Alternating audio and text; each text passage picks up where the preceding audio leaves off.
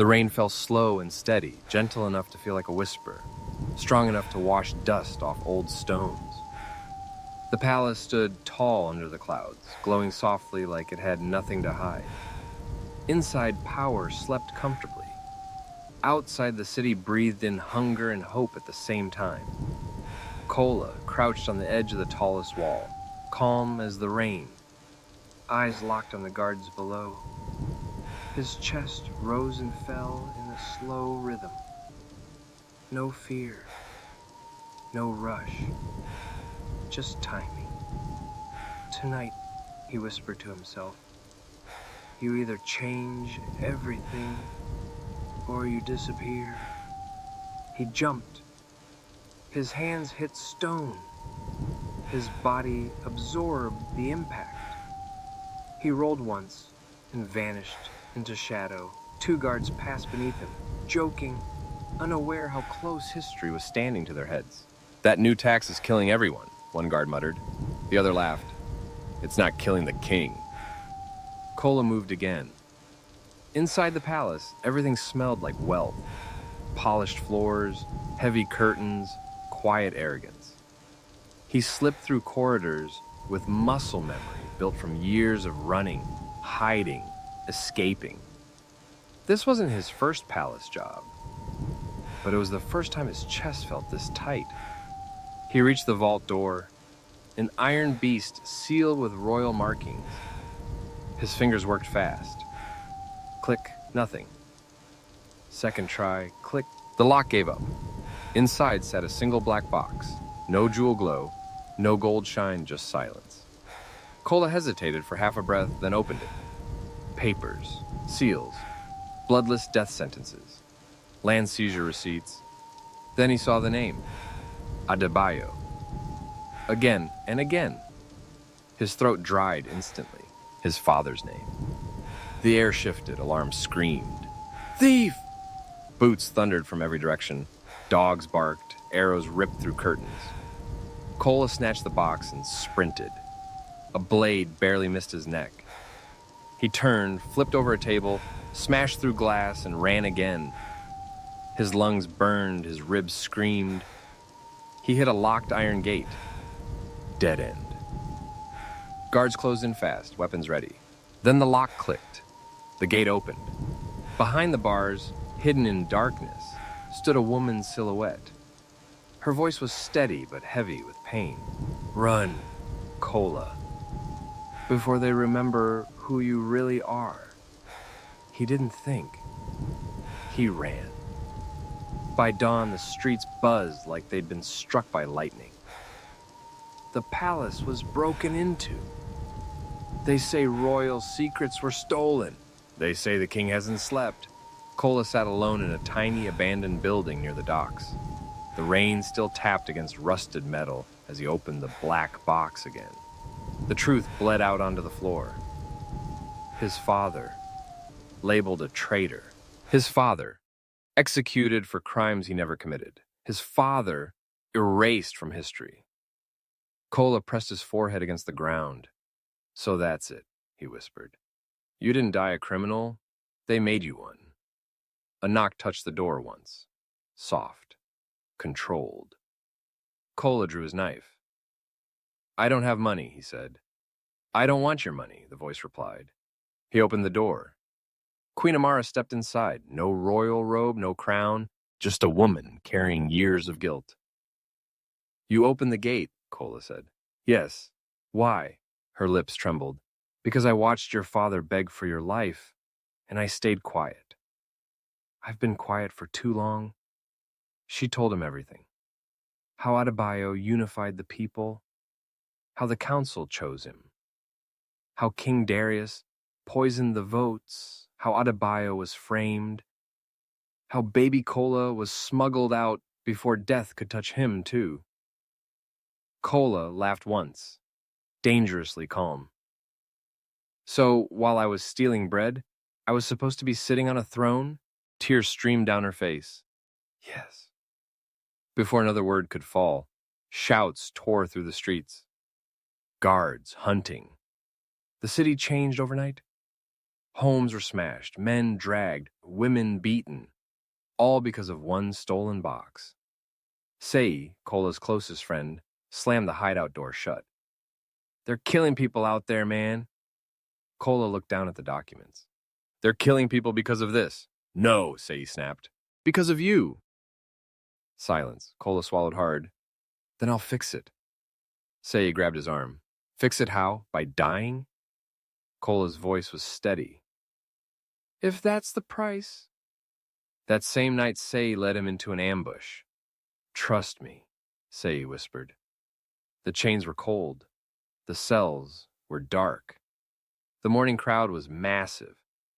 King Darius stood tall as Cola was dragged out. "Today," the king announced, "we finish a forgotten mistake." The rope slid over Cola's neck. The queen trembled in the crowd. Then the truth exploded into daylight. The people surged. Names were read. Crime shouted. The king's lies collapsed in public. Cola broke free.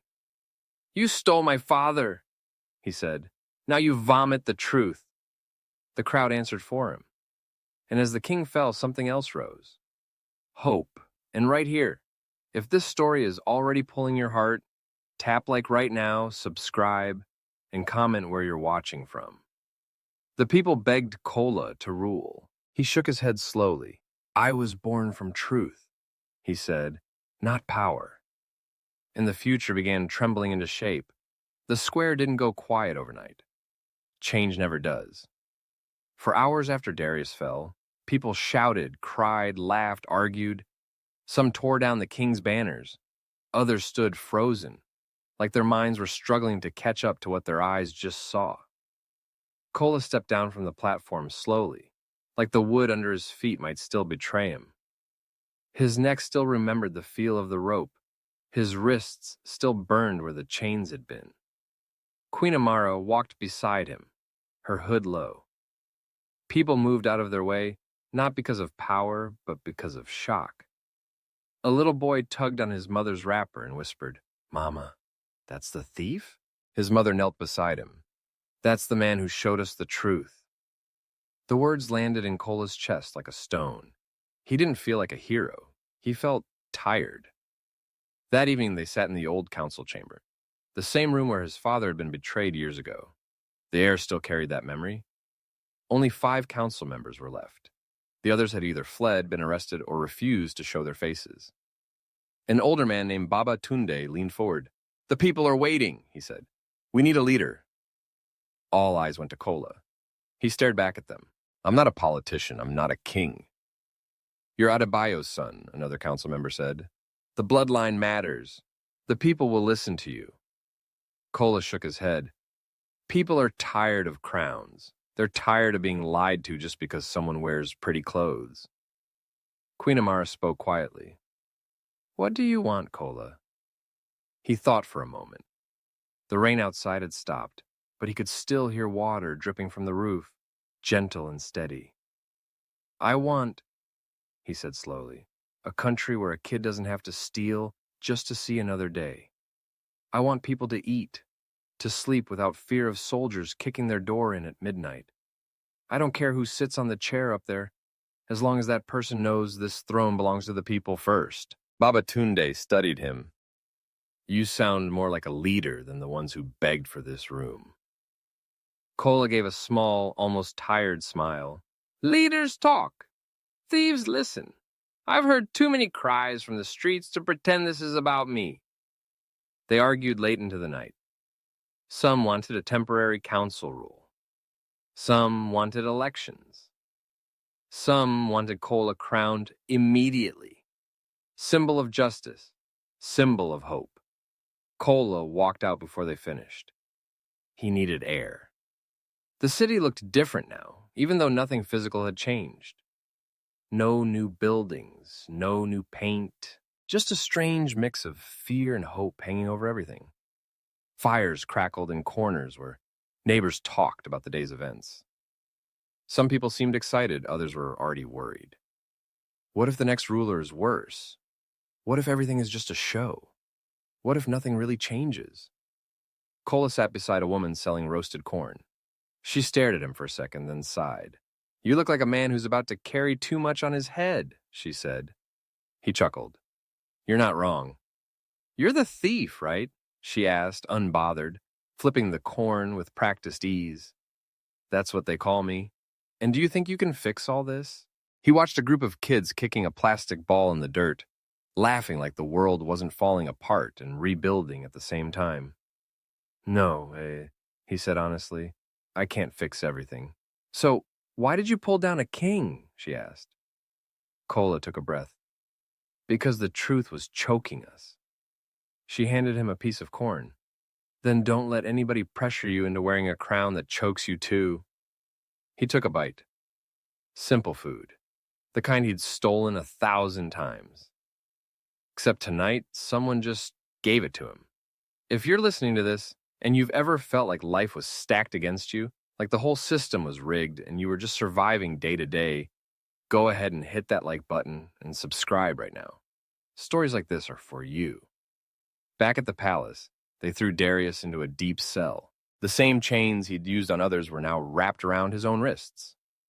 Say sat in a different cell across the hall, his hair messy, eyes red. He could hear muffled sounds from outside, people chanting, guards moving, a world shifting. He pulled at his chains uselessly.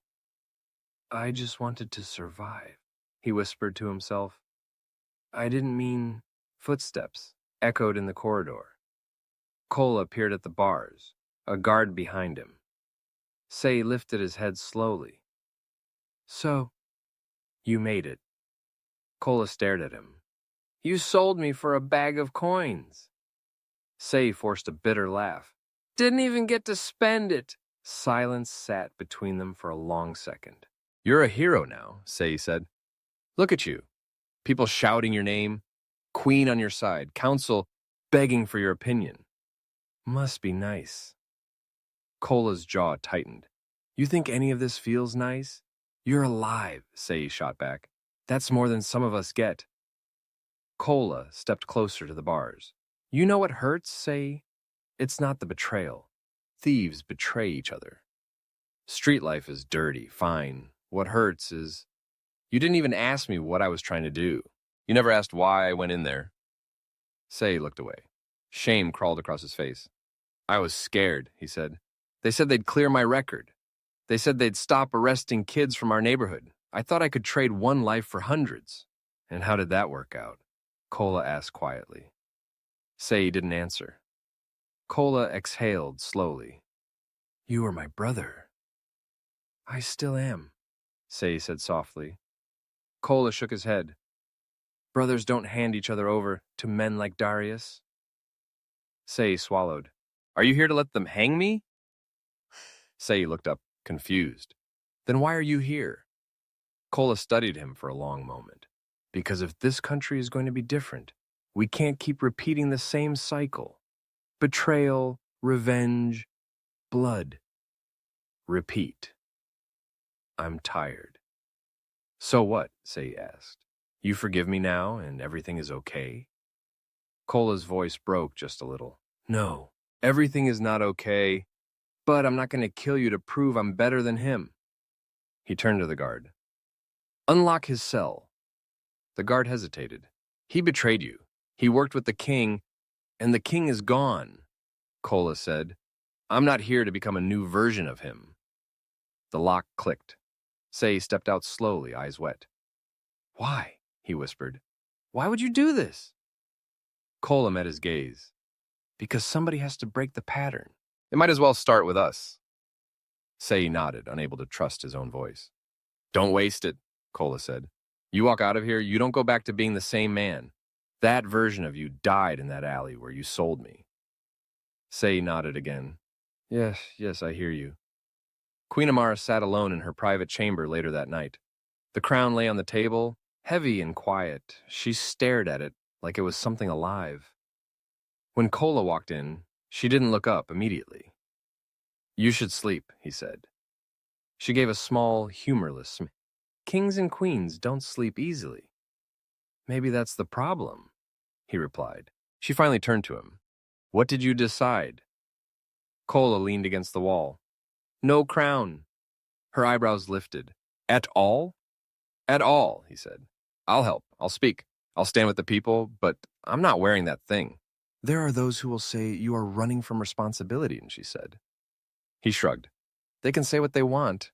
I've spent my life running toward responsibility when I had nothing. Now that I have a voice, I'm going to use it without hiding behind jewelry. She looked at him thoughtfully. So what are you then, if not king? Kola thought about it. I'm a reminder, he said softly. A reminder that the people have more power than the palace. A reminder that truth can come from the lowest gutter and still stand taller than a golden crown. Amara nodded slowly. Then maybe that's exactly what we need. Outside, the first rays of morning light touched the palace walls. The same place that once symbolized fear now held the possibility of something else. Not perfection, not magic, just a chance. And sometimes, a chance is enough. By the third day after the king's fall, the city no longer sounded celebratory. The singing had quieted. The shouting had thinned. What replaced it was the sound of questions. Markets opened late. Soldiers argued at checkpoints. Former palace officials hid behind locked gates. The people were awake now. And when people wake up, they start demanding. Kola walked through the lower district with his hood down for the first time in years. No hiding, no running, just walking. Some people stared. Some bowed their heads awkwardly, some whispered. An old man selling scrap metal spat lightly on the ground. So this is the thief that broke the kingdom open. Kola stopped. Do you want me to apologize? Or explain? The old man studied him. Neither. I just want to see if the next lie looks different from the last one. Kola nodded slowly. Fair. At the palace, tension wrapped around every corridor. Queen Amara sat with the remaining council members while guards reported disturbances across the region. 2 provinces have refused to pay taxes, one guard said.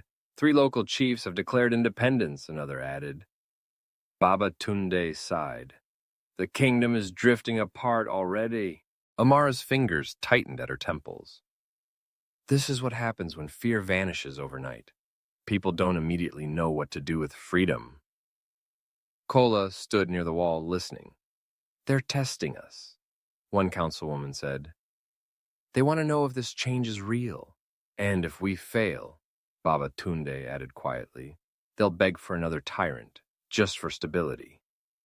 That word hung in the air. Stability. Amara turned to Kola. You said you wanted a nation without midnight raids and silent executions. This is the price. Chaos before order. Kola nodded. I know. I just didn't expect it to be this loud. Later that night, a fire broke out in the Eastern District. Not an accident. Protests that turned reckless. Armed looters followed the smoke. Kola was already running when the bells rang. He reached the street just as a man dragged a crying woman out of her shop. He grabbed the man's arm and twisted it hard. Let her go. The man spat near Kola's foot. So now the thief plays police? Kola's grip tightened. No, I play human being. Others gathered, some angry, some afraid, some itching for blood. A stone flew from the crowd and hit Kola's shoulder. Another struck the woman. The situation broke apart in seconds. Guards rushed in. People scattered. By the time silence returned, the shop was destroyed. The woman was bruised. And 4 young men lay chained on the ground. One of them locked eyes with Kola. This is what your freedom looks like? The words followed Kola back to the palace. Queen Amara found him alone on the steps outside the inner court. You look like someone who just learned that breaking chains doesn't mean people immediately stand up straight, she said. He rubbed his face slowly. They're angry. Some of them don't even know who they're angry at anymore. She sat beside him. Anger without direction is the most dangerous thing in a revolution. News arrived before dawn. Darius was dead, found hanging in his cell. No witnesses, no note, just silence. The council erupted into arguments. "Someone killed him!" "No," another shouted. "He killed himself!" "Either way, this will be blamed on us." Kola stood still, dread pooling in his chest. Amara whispered, "The dead always become weapons in politics." By afternoon, rumors spread that Kola ordered the execution. By evening, counter-rumors spread that royal loyalists killed Darius to turn him into a martyr. By nightfall, the city was divided again. Say pushed through the palace gates, blood on his shirt. "They're turning the neighborhoods against each other," he said breathlessly. "The old king's supporters are organizing. They're armed." Kola's eyes hardened. "Where?" "The southern wards. And they're saying your name like it's a curse." By the time they arrived, the streets were already burning. Men with old royal symbols painted on their arms marched in lines, chanting Darius's name. Across from them stood workers, traders, kids with stones in their pockets and fear in their eyes. One spark, one lie spoken too loudly, and everything exploded. Blades flashed, gunshots cracked, people screamed. Kola pushed into the chaos, shouting for them to stop. No one listened. He tackled one man mid-swing. Another slammed him with a metal pipe. He staggered but stayed upright.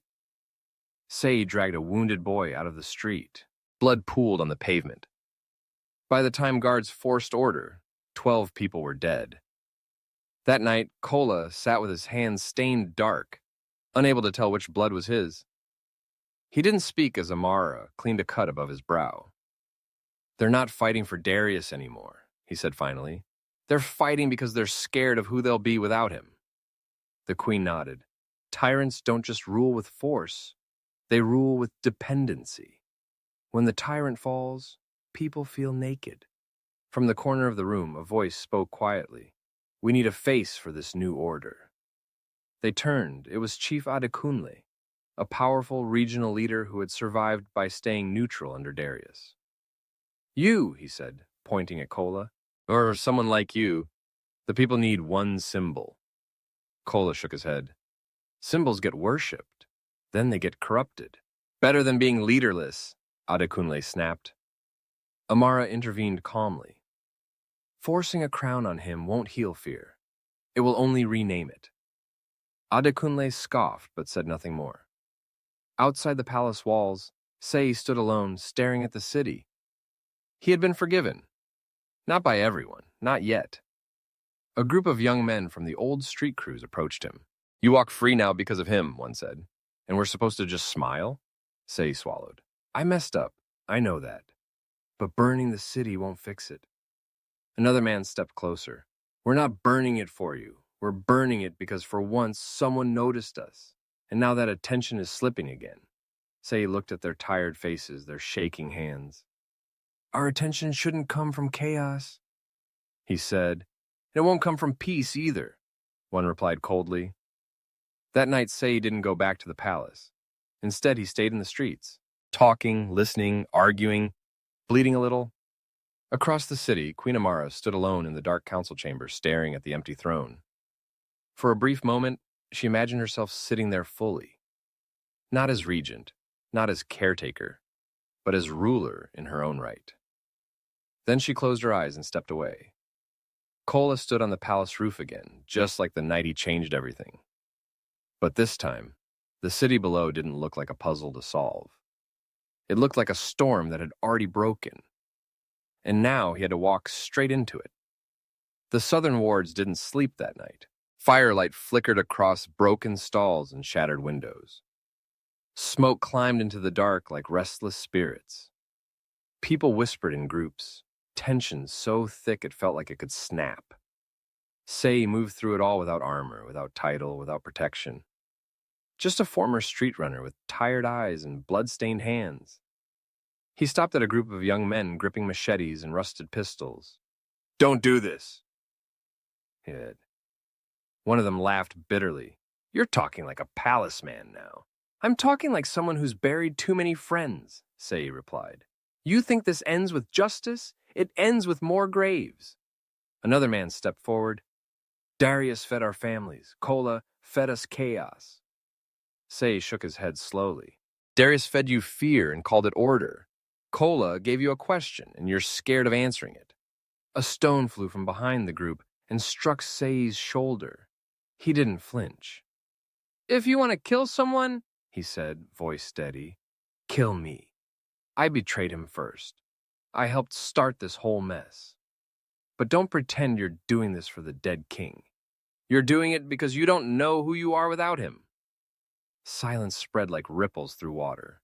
Some lowered their weapons, not all. Elsewhere, inside the palace, the remaining council descended into shouting. This is falling apart. We need to declare martial control now. You'll turn the people against us completely. Queen Amara raised her voice once, and the room stilled. If any of you believes you can stab stability back into existence, step forward right now. No one moved. She turned to Kola. They will try to force your name into every solution. Kola stared at the map of the kingdom stretched across the council table. Too many red marks, too many viruses. I know. Good. And I'm still not wearing a crown. Adekunle stepped forward sharply. Then at least wear authority. Command the army. Calm the streets. Kola met his gaze. Authority without trust only delays the next explosion. Outside the city walls, the largest clash yet began just before dawn. Royal loyalists surged the western checkpoint. Workers defended it. Shots rang out. People fell. Say was there when the first line broke. He tackled a man raising a rifle toward a crowd of women and children. The rifle fired into the air as they hit the ground. The man rolled free and swung a blade. Say took it across the side. Pain flashed white through his body, but he stood. More gunfire cracked. Guards rushed in late. Too late for some. By the time the sun rose, the street was painted with blood and broken banners. Say collapsed near a burned cart, breath ragged. A boy knelt beside him, shaking. You shouldn't have come out here, the boy whispered. Say forced a weak smile. Somebody had to. News reached the palace before midday. Say had been found barely alive. Kola ran. He didn't wait for escort. Didn't wait for permission. He ran through streets that still smelled like smoke and metal. He dropped to his knees beside Say as healers worked frantically. Say's eyes fluttered open. Looks like I finally picked the wrong fight, he murmured. Kola's jaw clenched. You picked the right one too late. Say coughed softly. Did it work? Did they stop? For now, Kola said. That's enough, Say whispered. His fingers tightened weakly around Kola's sleeve. Don't let them turn you into what you hate. Kola swallowed hard. You still don't get to die telling me what to do. Say smiled faintly. That's fair. By nightfall, Say was gone. The streets didn't celebrate, they went quiet. The fighting slowed after that, not because all anger vanished, but because too many people saw themselves in the broken body of one former street runner who tried to stand between sides. 3 days later, a mass gathering filled the central square again. Not for execution, not for coronation. For reckoning, Queen Amara stood before the people, not on a balcony, on the ground, with them. Fear ruled this land for years, she said. Then truth broke it open, and now we are bleeding from the opening. That does not mean truth was wrong. It means healing is loud. Murmurs moved through the crowd. Kola stepped beside her. I will not be your king, he said clearly. But I will not disappear either. You don't need another ruler to bow to. You need a system you can stand inside without begging. A man shouted from the crowd. Then what do we do? Kola answered without hesitation. We build a council from the streets and the provinces. No lifetime seats, no locked doors, no bloodline crowns. Anyone who steals from the people answers to the people. Some nodded, some doubted, some cried. Adekunle approached slowly and knelt, not to Kola, but to the crowd. If this fails, he said, we tear it down and try again. But at least this time, the failure will be ours. That was the moment the air changed, not into certainty, into ownership. Weeks passed. The fires died down, markets reopened, former loyalists faded into ordinary men again. Not all wounds healed? Some never would. One evening, Queen Amara stood alone before the throne one last time. Kola watched from the doorway as she removed the crown and placed it inside a plain wooden chest. "What happens when people stop fearing me?" she asked quietly. "That's when they finally get to know you," Kola replied. She closed the chest. "And you?" "I go where I'm needed," he said. Later that night, he returned to the docks where everything once began.